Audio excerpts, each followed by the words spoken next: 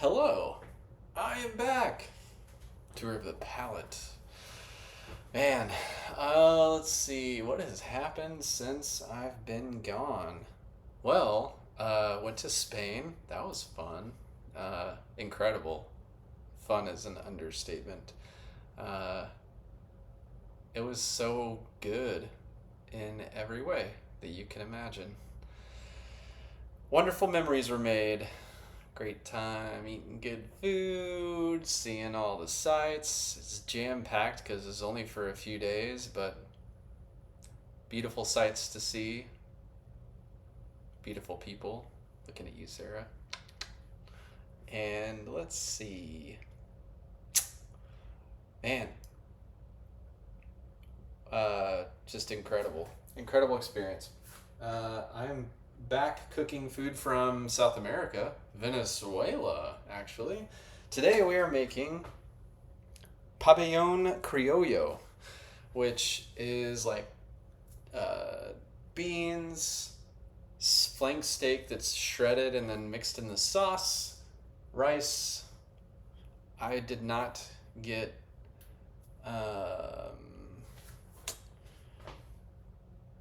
the what did I not get?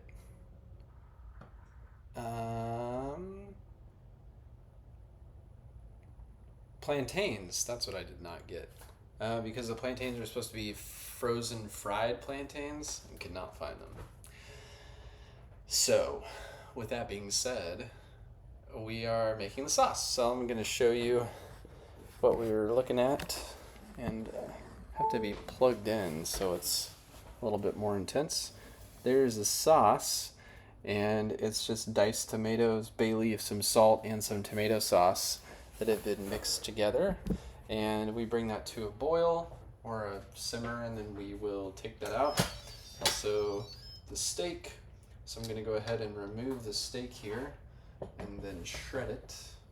So that's what I'm going to do next. Hope everybody's having a wonderful week. It has been good so far. In Kansas, we have some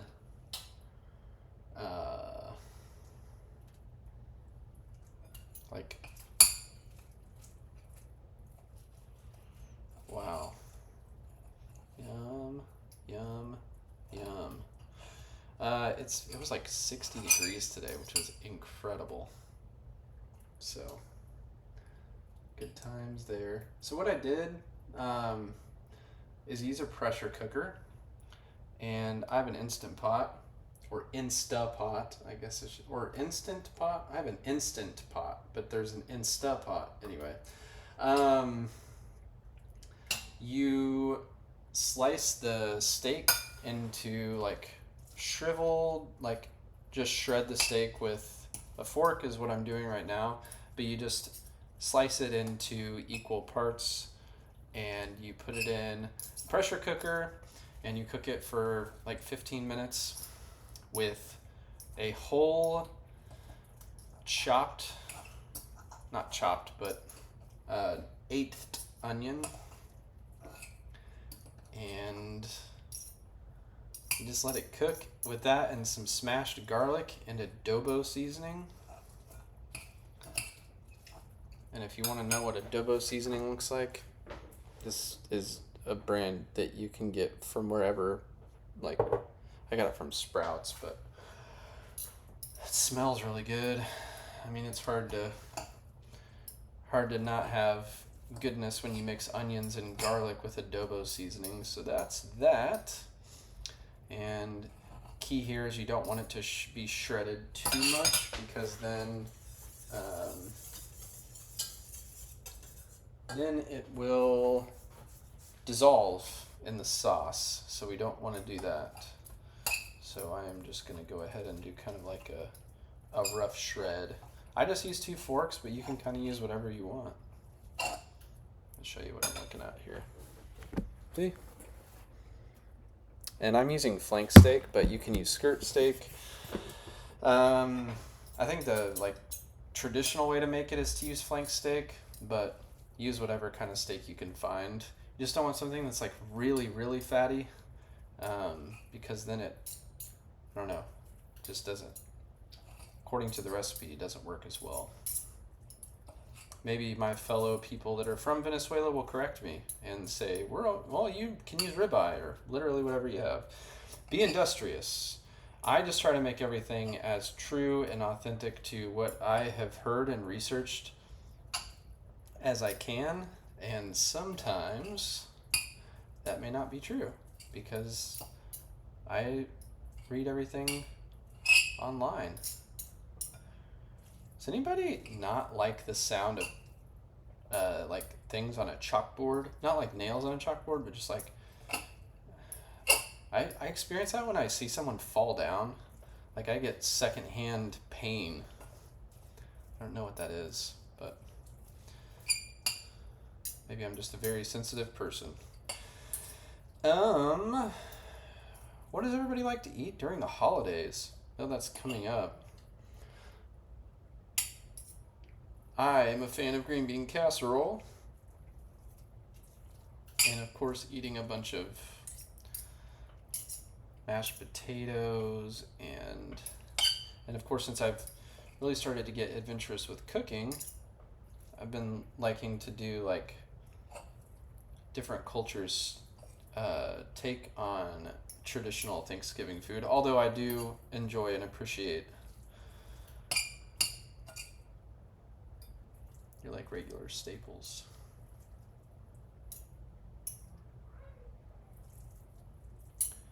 And okay, this looks pretty good and shredded. It's not totally shredded up, but looks good to me. Okay, we'll put this lid back on. I think we might be able to save some of that as beef stock. Okay, so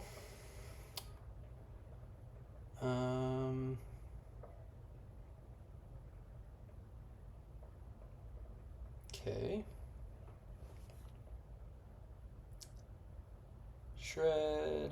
Shred too finely.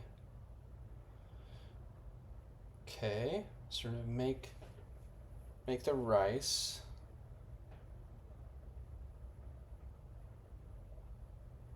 Oh, okay. So the rice is really just cooking the rice. I can do that.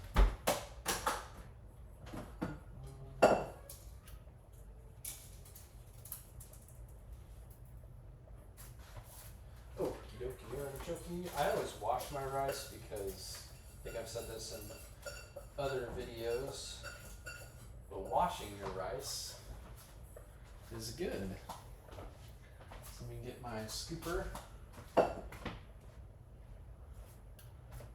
Wherever it went.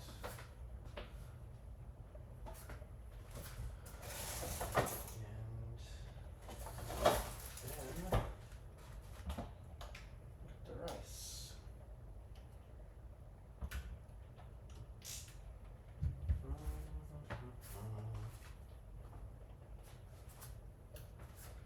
Interesting.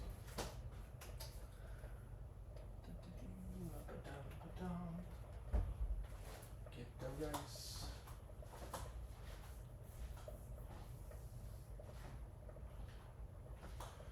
Well, I thought I knew where my rice was.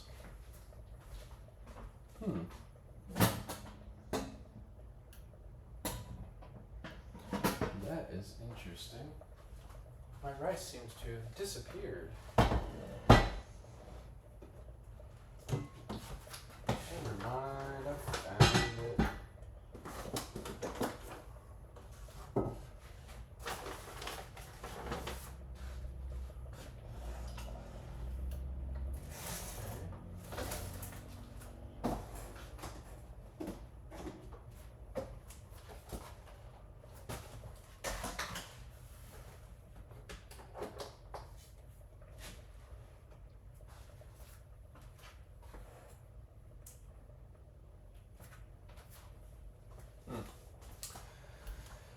Okay, well, I guess I'll use a regular measuring cup because I cannot find my rice cup.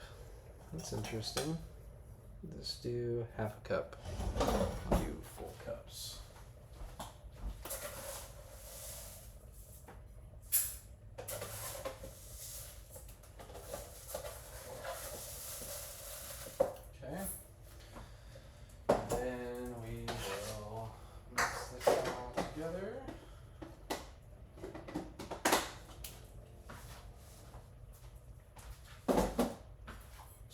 rice.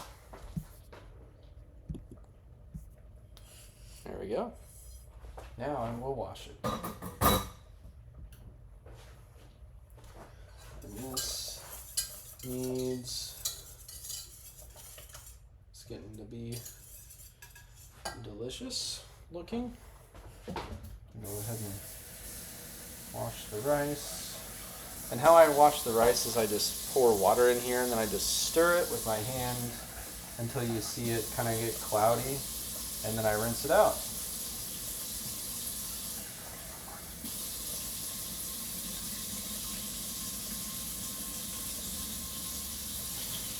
When you wash your rice, it allows all of the flavor and all of the whatever you're putting in there really stick to it.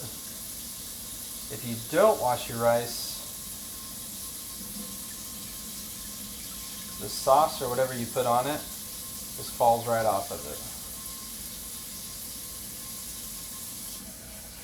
So in a lot of restaurants, they'll wash rice just to get all the extra starch off of it. You know, a fun tip is if you're making potatoes and you want to fry them, you rinse your potatoes off to get the starch off, and then you coat them in potato starch, which sounds counterproductive or counterintuitive, but it actually makes your potatoes crisp up really nice if you are frying them in oil. I know you can't see me on the camera right now. Hopefully you can hear my voice. There is not a man behind the curtain. Okay, this rice is looking good. And then we do equal parts water to the rice. So I'll turn that off. And I'll just go ahead and use the measuring cup. And now I'll fill this up. There's half a cup. And another half a cup. And then we turn it on. It isn't that easy, but it is that simple. So, makes a nifty noise letting us know that it is time to cook. And this is looking pretty good. Stirring it up just a little bit. This is getting fairly thick. Okay. So make the beans.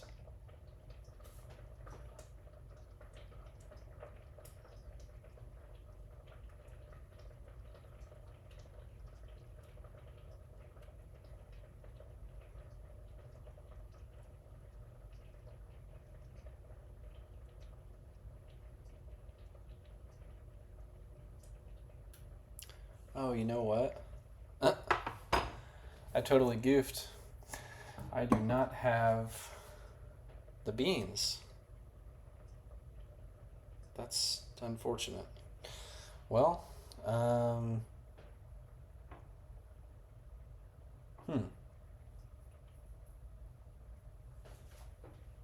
Well, I guess we're just going to be doing rice and totally goofed.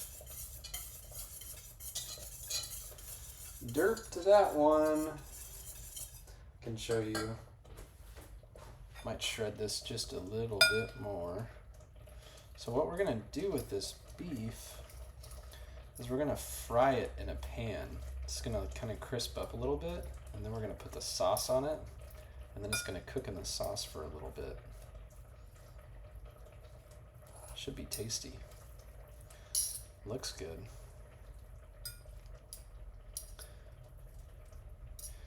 And if you do not have a pressure cooker and it's not super cost prohibitive to get one, I would get one. You could probably even actually find one at a local thrift store. You could probably ask a friend, family.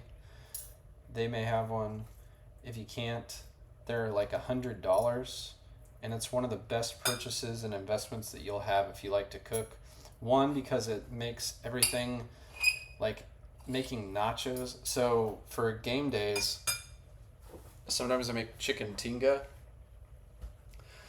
In chicken tinga, you fry onions, and then you tomatoes and chipotle peppers in adobo sauce, and you mix all of it together and you throw it in the Instapot, and it makes really good nachos. So there you go.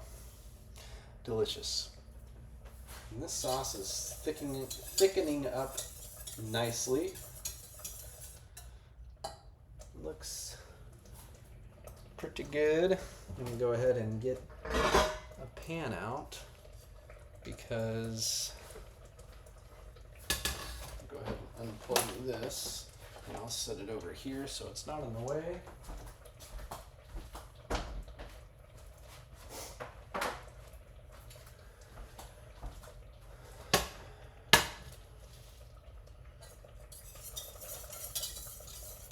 Oh, this is looking pretty good. Okay, so yeah, so we need some oil. We're going to put a little bit of oil in here, and some vegetable oil.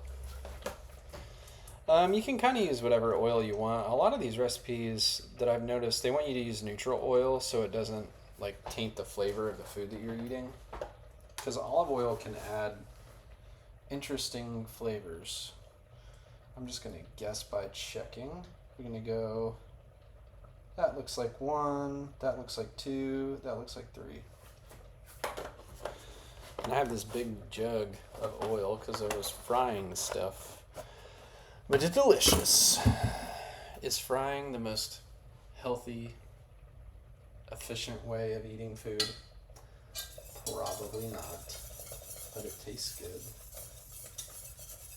Okay. And what I might end up doing, this sauce looks done, so I'll go ahead and show you what I'm looking at.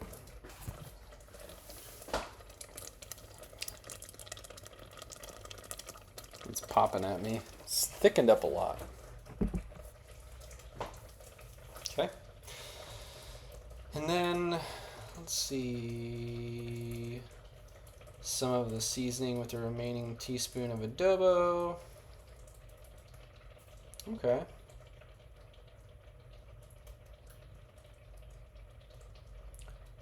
So this seasoning blend is garlic powder, onion powder,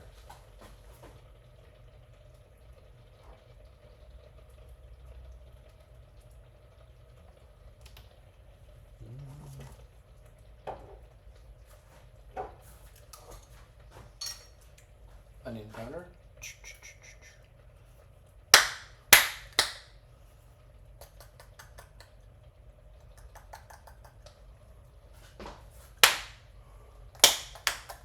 whoops.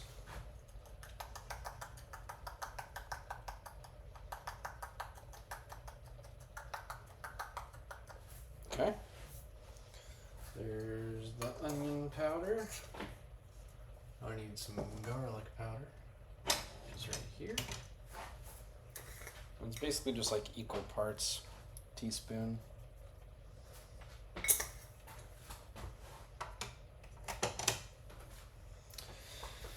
Some cumin, and then curry powder.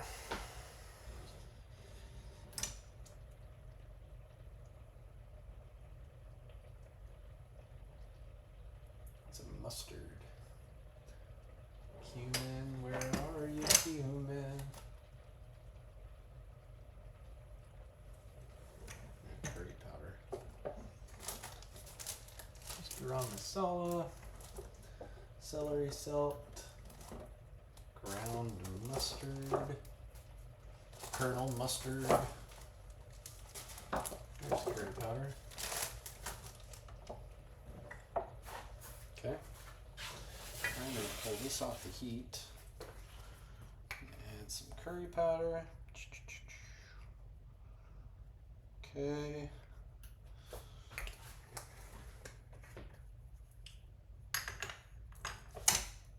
Good reflexes will save you in times of stress. Okay, let's see. Where is cumin? I thought I had cumin up here. I know I do. It's just a matter of finding where it is. This is an indication that I need to organize this stuff up here. There's cumin. Same kind of thing. I love the way that cumin smells. Smells like deliciousness. Okay. So there we go with that. And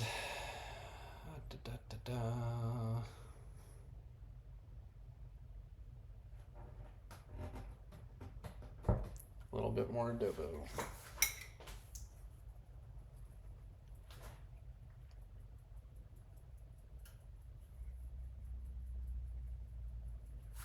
Okay. I'm going to slide this over, but I'm going to turn the heat down because it's a little bit too hot.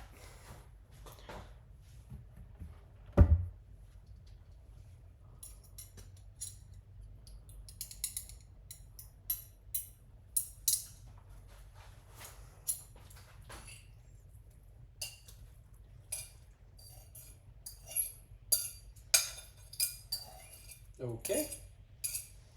Then we're just gonna mix this stuff around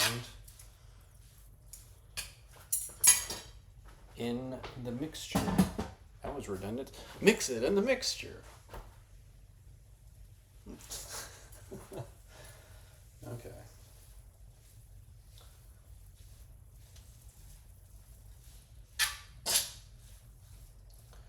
All right. There we go. Smells really good. Wish I could transfer smells over video. That would probably be used for nefarious purposes in the wrong hands, so maybe that doesn't exist for a good reason. Okay. This has just got to heat up a little bit so these can crisp up.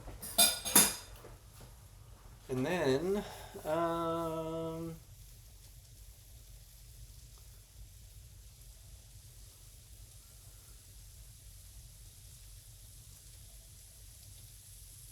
yeah, this is just like the same kind of thing. Just stir it around a little bit. Let the spices get all mixed in there. Okay. And then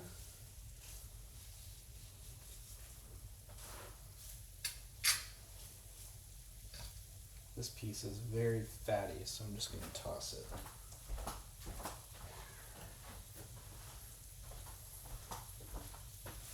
Everything else in here looks real good, so we're going to go with that. I'm bummed that I did not have the black beans. I thought I had them, but apparently not. Okay. Go ahead and remove the bay leaf from here.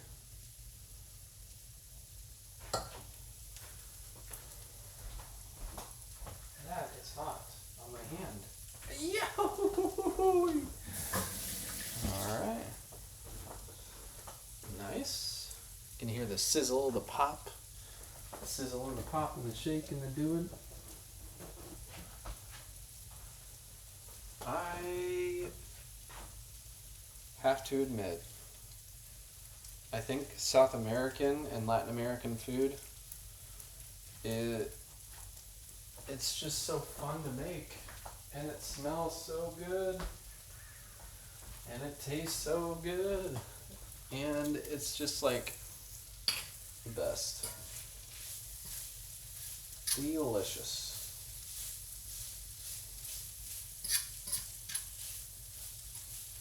What's everybody gonna be for Halloween? I know that I am ghoulish enough. And what movies do you like to watch? I like Nightmare Before Christmas. I like scary movies, so I like to watch the scary stuff like It and all of those things. Paranormal Activity, even though it's kind of dumb. Sinister is a good movie. Like, I'm talking movies that really scare the ever-living daylights. Let's see, what other movies are good? The Conjuring. You ever seen a movie called The Witch? It's also good. Hereditary, if you really want the ever-living daylight scared out of you. The Nun, that is also a scary movie. The Thing, the original one though. I don't know if it's like it's not one of those movies that's just gonna like terrify you, but it's pretty good. I like it. Yeah, this is kind of getting a little crisped up. Could cook some of the moisture off the oil. And after this gets started simmering, then I will read some Venezuelan cuisine culture and some wonderful fun facts about it. Okay, this is getting fairly close. I see some of these pieces are getting a little bit charred. So a fun thing to do is add texture. This is something I learned from Joshua Weissman, is you add texture to your meat, then cook it or like braise it or simmer it in sauce. That way you still have that little bite and crunch or extra texture, but it doesn't like end up being mushy.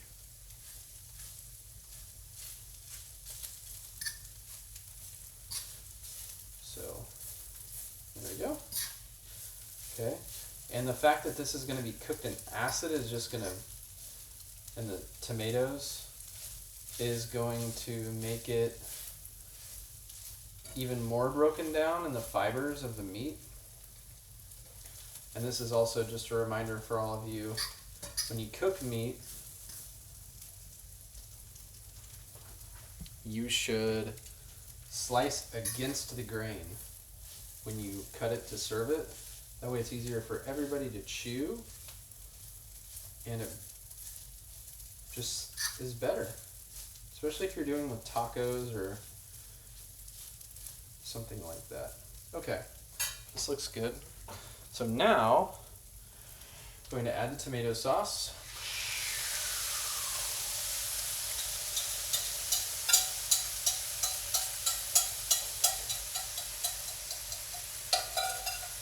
I'm going to turn this way down because this is going to simmer for like 30 minutes. So I'm turning this like ultra, ultra, ultra low. Okay. There we go. Let's get this all in there. And this will be so good when we drop it and ladle it over rice. Yum. Okay.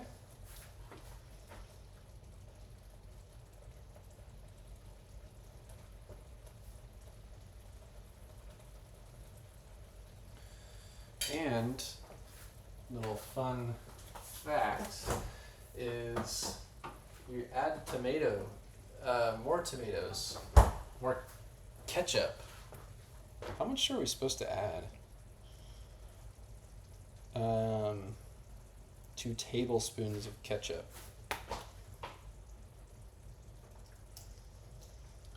That looks like 2 tablespoons to me. I don't know about to you. Henry would be disappointed in how much ketchup I did or did not use right there. I'm gonna add a little bit more salt too. There we go. Just kind of stir this all together. There we go. Perfect. Okay. Ketchup was cold adding into the pan, so there we go. It's not much to look at, but I'll still show it to you because it just looks like sauce with meat in it. Like there. Okay, so we're just gonna let this sit here for like 20 minutes. So I'm gonna set a timer. Whoops. And I'll hit that start button. And that will just sit and cook. And now I will read you some fun facts about Venezuela and the cooking. Let me open the thing that I had open. That had all of the information that I was searching for. What would you like to learn about countries? I love food and why certain cultures and countries decide to cook with the ingredients that they do. It's often the availability, the seasonality. But as I've gotten older, I've started to realize, like, in the United States, we cook with a lot of the same ingredients year round. Now we have seasonal things that we make, and maybe I'm overgeneralizing because I don't have a history of multicultural cooking food in my family necessarily, so we didn't really cook, like, aside from holidays, like we didn't cook like seasonally different things. But with yeah, it kind of makes it feel special when you can only get certain things certain times of the year.